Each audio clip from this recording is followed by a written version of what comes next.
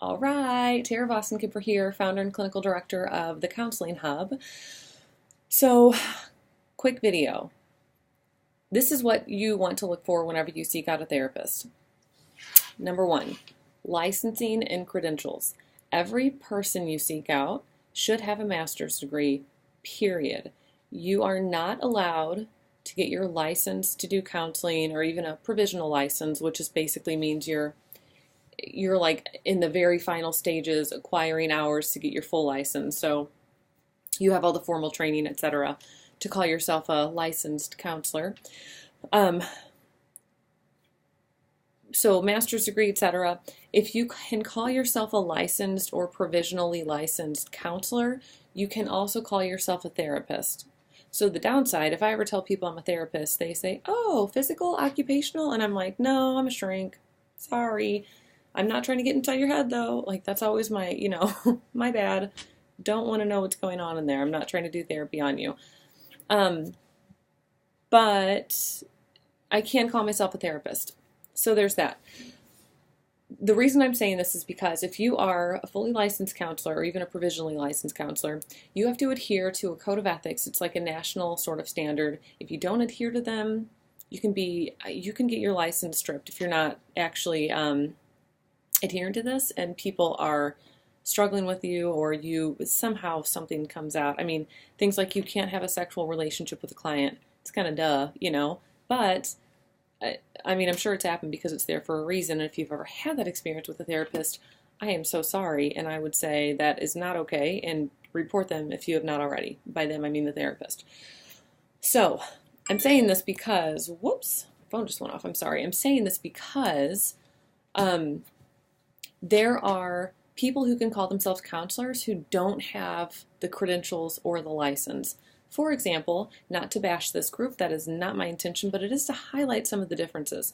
For example, pastoral counseling. There's no mandated requirements. And regardless of how you or I or anybody feel about mandated requirements for something or national standards, or that's a whole different conversation.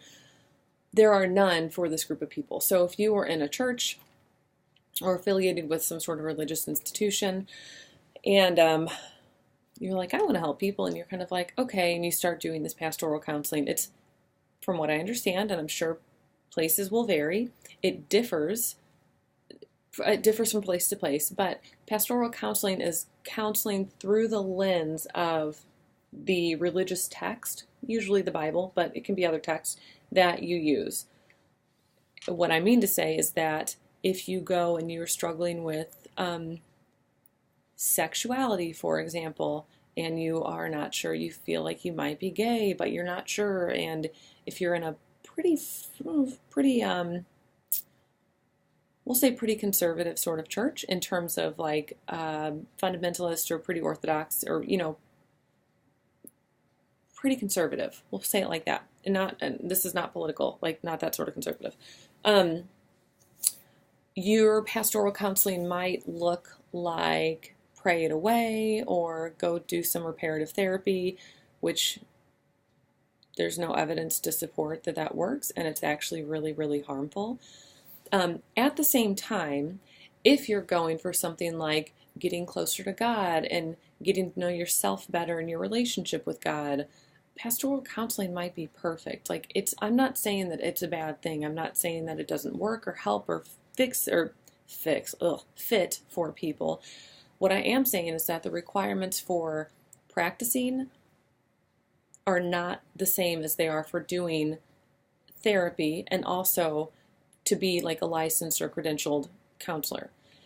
And I don't think, I think this is important to know, like for you if you're going to seek out a counselor, but I also don't think that pastoral counseling, I don't think people are like advertising themselves as like, I do therapy, So I'm not trying to dog this group, because I think people find help in various ways, and if this is a way that people can get help, then that's fantastic.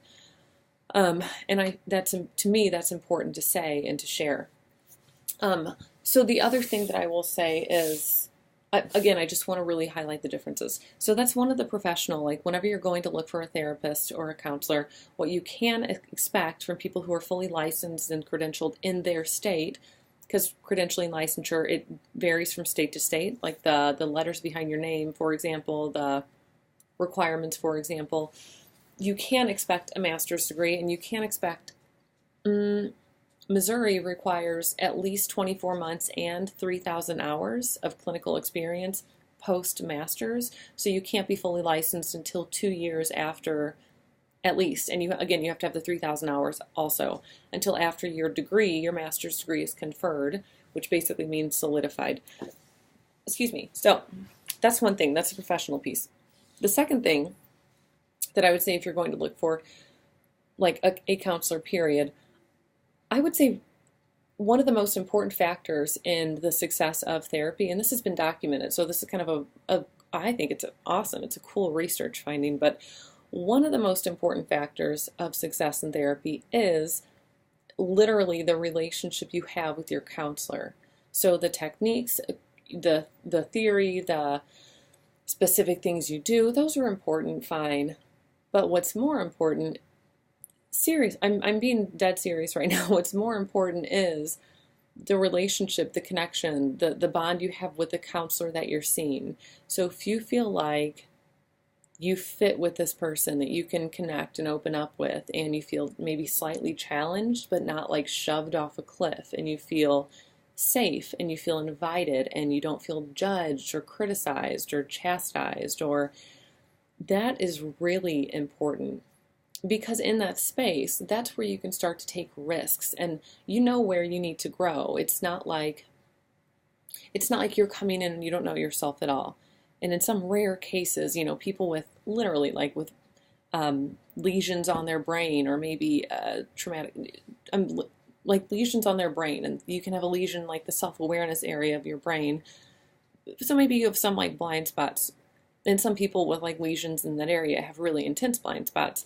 Most of us, though, have some idea of what we want to work on, and we just don't see the full picture because we're looking at it through our eyes rather than getting any feedback from other people. So it's important that you feel comfortable with your counselor, because then you can take in the not the advice. Counselors shouldn't give advice, but the responses, the feedback, the way they, if someone says, sometimes it's hard to get close to you because I feel like there's some wall that's blocking us. If you are close to your counselor, or really respect or like or feel comfortable with, you will be way more likely to hear a statement like that than if you don't like your counselor. If you don't like your counselor, you're going to say, yeah, fuck you, buddy. I don't care. I don't want to get close to you. Okay, then they're not going to get any therapeutic work done, right? If you do like your counselor, you might say, oh, like I've heard that before, but I don't know what it means. Like, I don't know what that's about. Whoa, that's a whole session right there, right?